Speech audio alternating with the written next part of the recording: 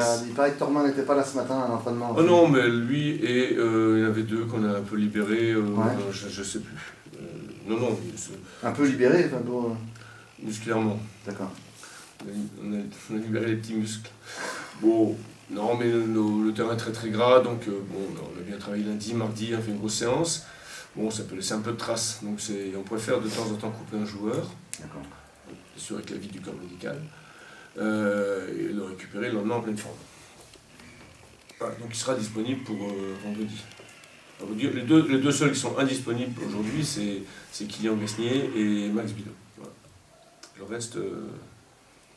reste des troupes est opérationnel. Il ne sera pas de refus aussi pour aborder cette période de matchs qui s'enchaînent enfin pour vous et qui seront tous plus importants les uns que les autres? C'est notre métier de faire des matchs, donc une fois par semaine, je pense qu'on est largement capable de faire ça, c'est bien. On va enchaîner effectivement, il ne faut pas perdre trop de temps en route, et on a vu que avant le match de Châteauroux, on parlait que chaque point est important maintenant, et de plus en plus important, avec les matchs qui se font de plus en plus rares, je dirais, enfin, chaque fois en décembre. On l'a vu avec Châteauroux, cette volonté absolue de défendre son but, etc. Qui ont pu nous coûter derrière cher sur la fin du match. Donc il faut se préparer à ces matchs-là. Et puis être capable d'aller rivaliser chez nos concurrents directs, puisqu'on va aller à Villefranche, à Rouen, au Red Star, à Sochaux, voire Dijon. Voilà, ces déplacements-là seront importants aussi, à commencer par celui de vendredi. Sachant que vous gagnez plus le domicile, Philippe, c'est important de. Deux matchs, on n'a pas gagné à domicile.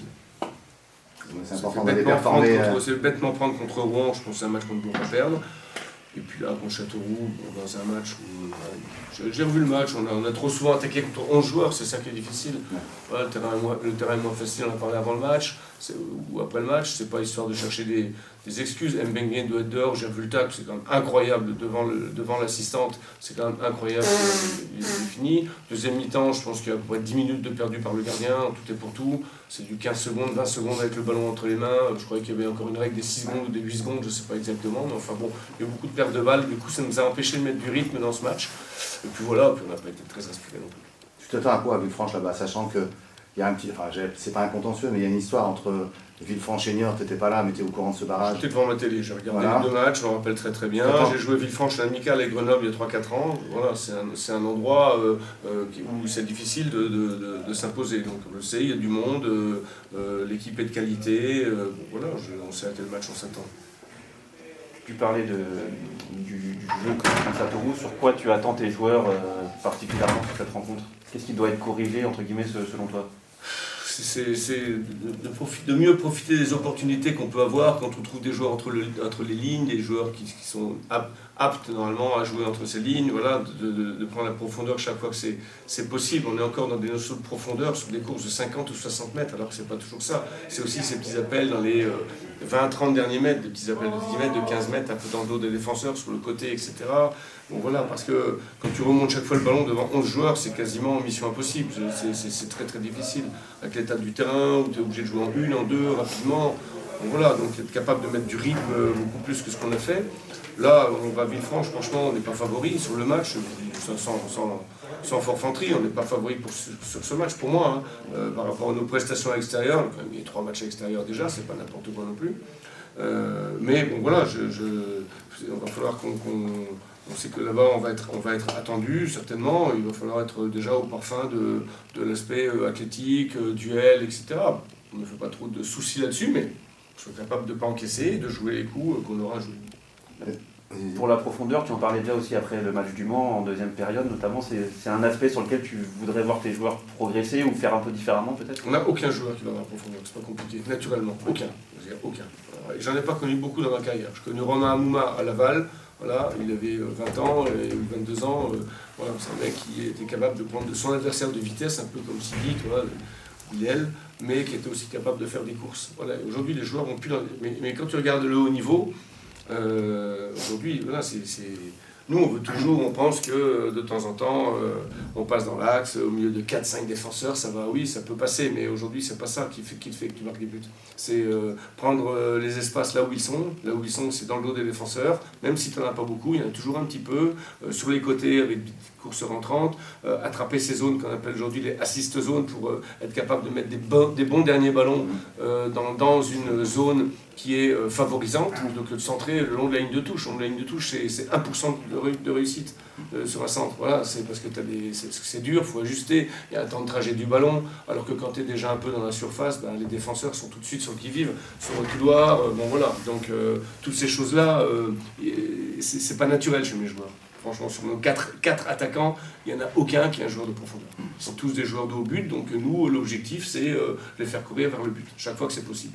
Surtout qu'en plus, vous avez des joueurs au milieu qui, eux, ont une qualité de passe qui devrait permettre de bonifier justement la profondeur. Et oui, mais même un garçon comme Sidi Cissé, qui va à 1000 à l'heure, sa qualité principale, c'est pas le jeu sans ballon. C'est pas les prises d'espace, donc il faut chaque semaine, pour nous, c'est bis repetita. Voilà.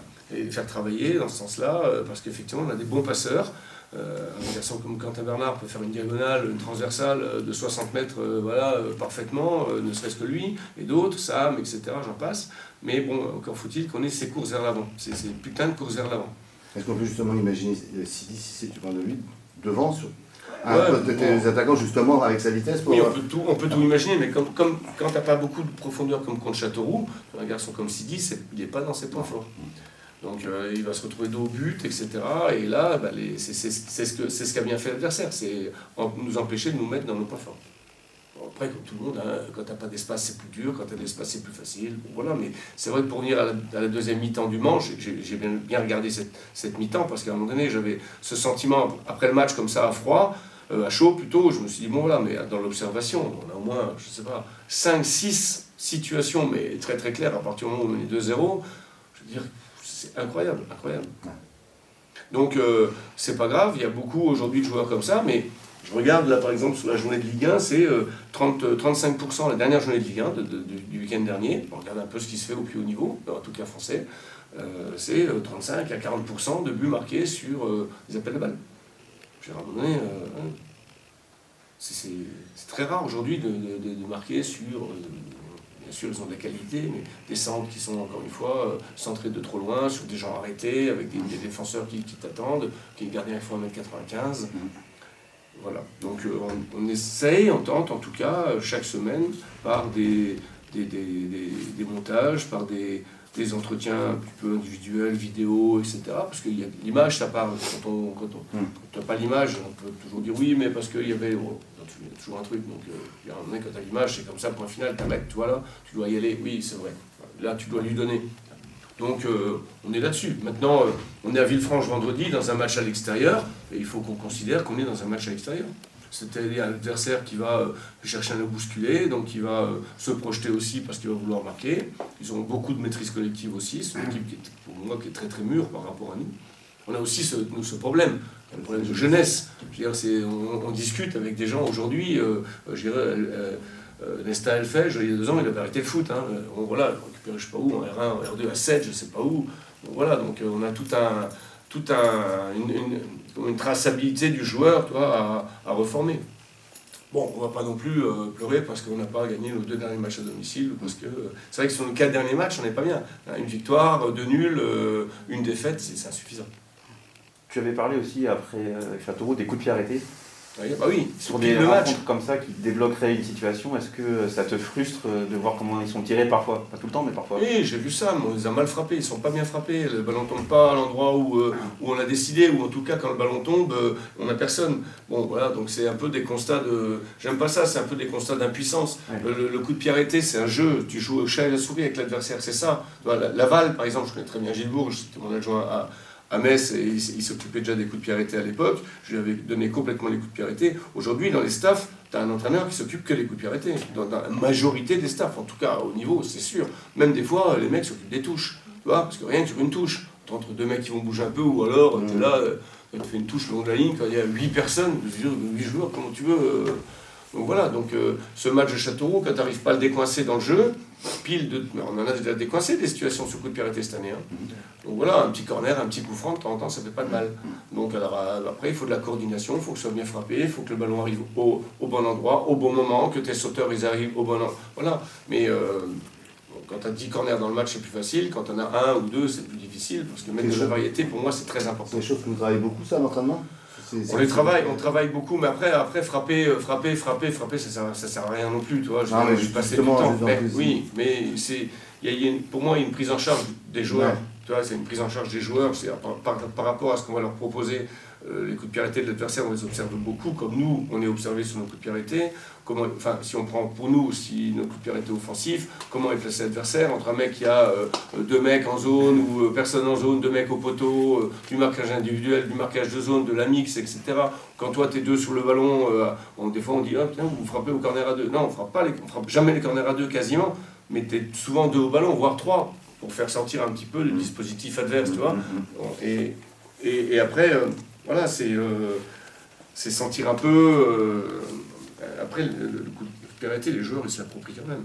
Nous, on trace les grandes lignes, l'adversaire fait ci, fait ça, voilà ce qu'on voudrait que vous fassiez, parce que là, ben ils ont pris 4 corners, bon voilà, c'est comme ça, il y a des fois, c'est tout le temps pareil, comme l'adversaire, il frappe, le ballon il tombe toujours au même endroit, tu ne te trompes jamais.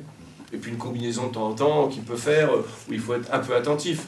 Mais bon, prendre vraiment sur des combinaisons, des corners, des machins, ça reste quand même rare. Aujourd'hui, c'est tout, c'est les blocs, c'est les déplacements, c'est la coordination entre les frappeurs et les receveurs, c'est voilà, les bons déplacements les uns par rapport aux autres, l'occupation des zones, la faiblesse de l'adversaire, tiens, peut-être au 10e poteau, des fois des adversaires en zone, tu vois, par exemple, on sait que si en zone, tu ressors le ballon, jouer à 2, à 3, obligatoirement ta zone en face, elle avance, c'est normal, ils sont là, et puis ils oublient un petit peu le dos, tu vois, donc des choses très très simples.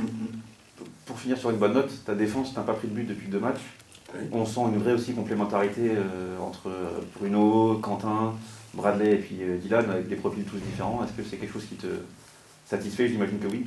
Bah oui, parce qu'on est toujours capable de marquer un but. Bon là, on n'a pas marqué, mais on est un peu comme tout le monde. On a toujours quand même, même si on n'en a pas beaucoup, toujours une occasion ou 2 de marquer. Et puis, pas prendre de but, ça donne aussi de la confiance. Maintenant, Bruno et Kulemanga, je trouve, a haussé son niveau là, sur les dernières semaines.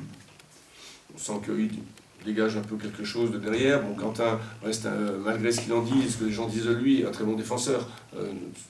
Il vaut mieux quand même qu'il ait attaqué face à lui, parce que dans le dos, il va moins vite qu'il y a 10 ans. Mais j'ai dit à Quentin, il y a 10 ans, tu n'allais pas si vite que ça non plus. Donc, tout ça, et tous les attaquants vont plus vite que tous les défenseurs quasiment. Donc il y a bien quelque chose qui fait que tu es dans l'anticipation, tu es dans la lecture des situations. Donc voilà. Mais et puis Bradley se met aussi un peu au diapason. Donc plus Paul qui nous fait toujours l'arrêt ou les arrêts qu'il faut en match. Souhaitons que ça continue comme ça, parce que c'est vrai que ces petits buts qu'on a pris par-ci par-là dans la phase aller nous ont quand même coûté quelques points.